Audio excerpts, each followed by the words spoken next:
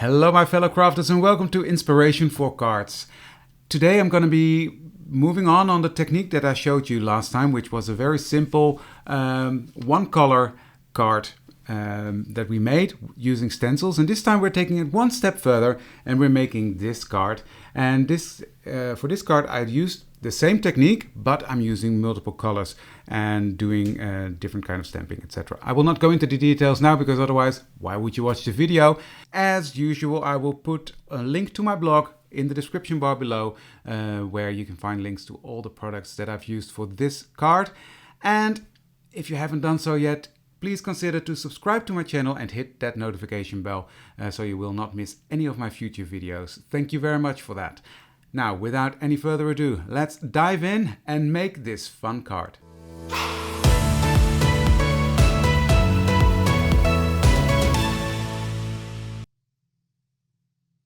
And here we have an overview of all the products that I'm going to be using in this video. As usual, I will have a list down in the description bar, and a full list of supplies and links to where you can get them are on my blog on inspirationforcards.com. Now on this video I'm going to be using the Distress Oxide. In the first video I made with this technique, I will link it in the description box, I used normal Distress inks, and it's a huge difference, these two, how they blend. Now don't get me wrong, I love the Distress inks, I love how bright and bright they are, but the Distress Oxides, they blend like a charm. It's really makes a huge difference. So here you see me blending away with the orange color, and then I'm coming in with the pink and put that on the paper. Now, one thing that I really like about the oxides is the way it oxidizes when it comes in contact with water. You will see that a bit later on. And that makes this technique that I'm doing here with the stenciling over it even more, even more present in a way. Because I'm going to use water in a minute to oxidize the background. So the colors that I put on top with the stencil, and you will see me do that in a minute, but it will make these colors pop even more.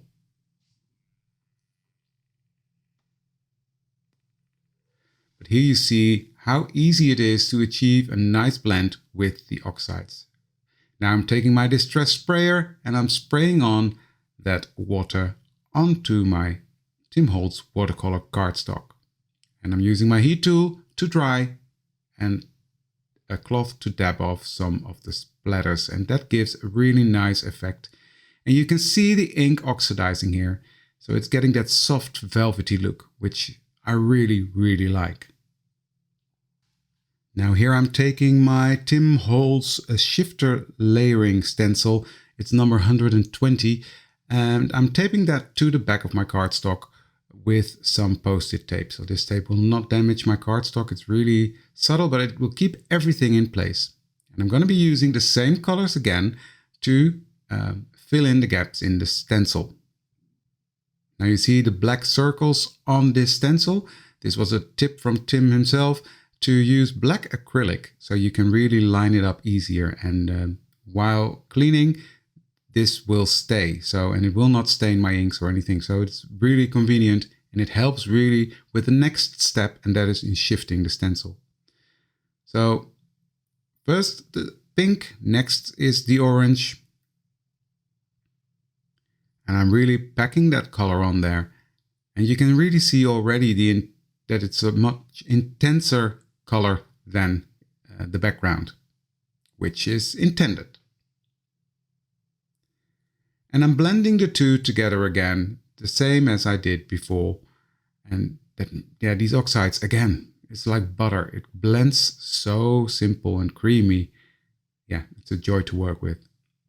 So now we're going to clean off my stencil because I don't want any colors to contaminate the other part, even though I'm using the same colors again. But yeah, I'm bringing myself into the habit of cleaning my stencil every time in between. Now in this case it wouldn't have been that bad. And here you see the shifting part. I'm lining up the parts in between the black with the part that I've already blended on. And then I'm gonna do it all over again. So I'm gonna blend the same colors again. And that gives a really nice effect on the background. And in a way, it's just the same color on color. Okay, I'm using two colors, but the pink is going on the pink and the orange is going on the orange. And it really gives a really nice, cool effect on that blended, oxidized background. So now it's time to reveal and look at that background. I love it. I really, really like this effect. And I really liked the one color effect in the last card. I will link it above or in the description bar. But this duotone, yeah, it really puts a smile on my face. It makes me happy. So next, I'm going to clean everything up, making sure that it's nice and clean before I put it away and it's ready to use the next time.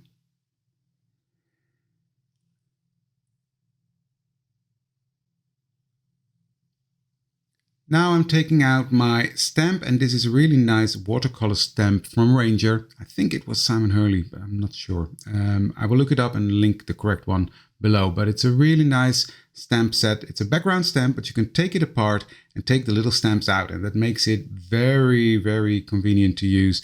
You can have multiple uses for it as a background, but also like simple stamps as I'm doing here. And I like these stamps that are very versatile in using. So I'm putting it in my Misti, and then I noticed that, hey, this is foam. These are foam stamps, so I need to take out this sort of mouse mat and put it back in, secure the cardstock with the magnet, and then it's time to ink up and stamp. Now I sped this up quite a bit because, yeah, I really took my time inking this stamp up and making sure I get good impressions. And I didn't want to bore you too much with looking at me like putting ink on. You know, all know how to do that. So yeah, I'm inking it up again because I want a very good solid impression. And I'm using black soot here. And I'm using an Oxide because I like the matte finish that gives me. And this is going to dry really matte. And that will compare nice to the shiny black that I'm going to use for my sentiment. Now here I'm using my Embossing Magic, which is just an anti-static powder, and I'm really packing it on there because I don't want any embossing powder to stick to my black soot. I'm using Versafine Black Onyx to stamp my sentiment, and I'm using an Oxide ink for this because it stays wet a bit longer, and that makes it easier to emboss with it. Now you saw me do a test stamp because this is a brand new stamp and I haven't used it before. But it stamped perfectly. So here we go.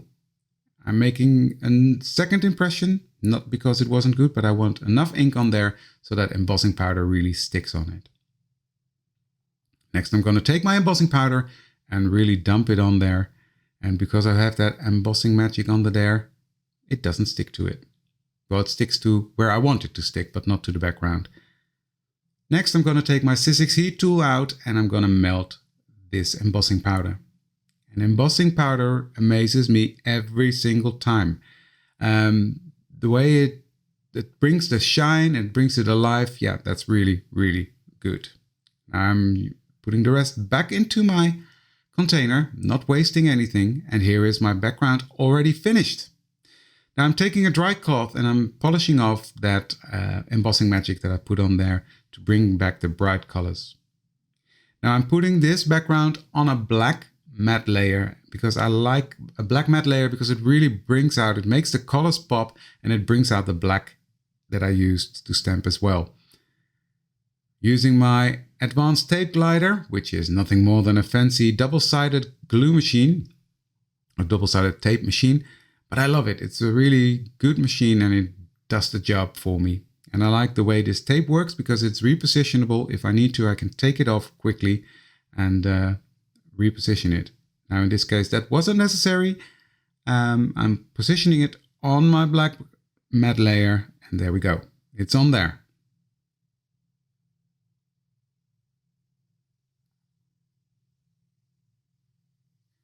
Next I'm going to take my favorite glue and that is the Art Glitter Glue.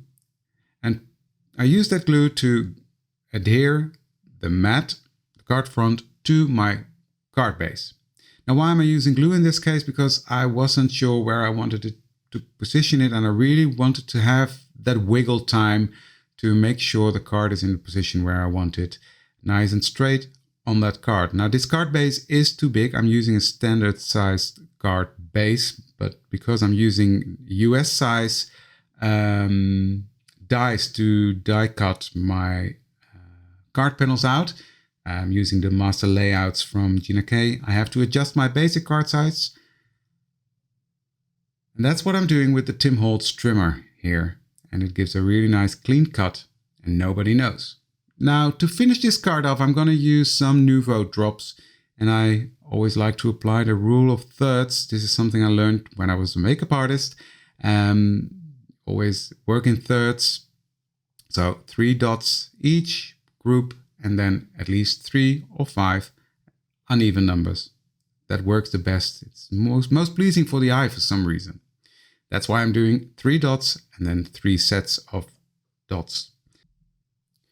Now, I really like how this card turned out. It's nice and bright, and this intense black of the black soot. Yeah, I really, really love it. Now, if you like this card as well and like my video, please consider to subscribe to my channel and give this video a like. Now, I want to thank you for taking the time to watch this video. I really appreciate it. Thank you for watching, and I hope to see you the next time. Bye!